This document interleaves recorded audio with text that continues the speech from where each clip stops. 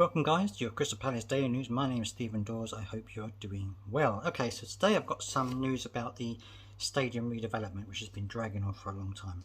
Now obviously you heard recently that that the plans had to be resubmitted because of changes to health and safety and fire regulations and things like that.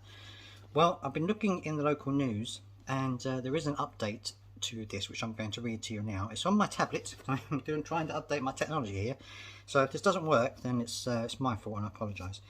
Okay, so what they're saying is that the Crystal Palace Football Club have submitted a 40-page document to Croydon Council's planning portal and said the amendment should be approved without delay. Now there have been some changes to the ways that the plans have been made. They're largely the same, but there are a few differences. For example, it includes updates to encourage more supporters and staff to ditch their cars when travelling to the stadium.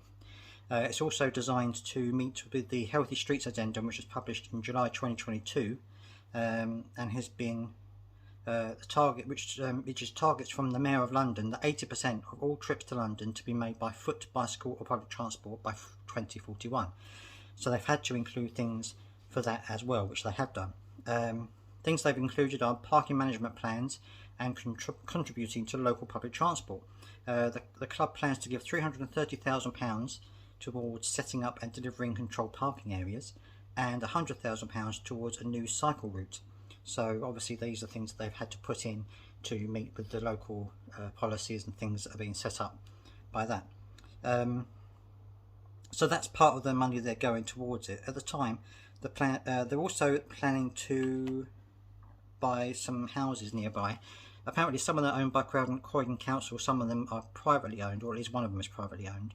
So they've got to sort all that out as well. And before any building work can start, they need to buy these 6 houses in Woodeston Close, and the residents have to be given 12 months notice. So it's probably going to be at least 12 months before anything can happen anyway. That's even with planning permission, so it looks like this is going to be an ongoing saga for a little bit longer.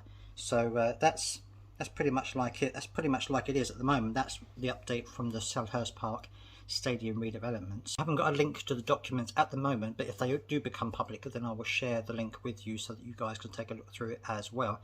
And if you want to keep up to date with what's going to happen with the redevelopment, don't forget to subscribe so that you can be kept up to date with not only the redevelopment news but also Palace news in general. So let me know your thoughts in the comments as always, whether you think that this is actually going to work out or whether it might just end up not working at all. Let me know in the comments down below.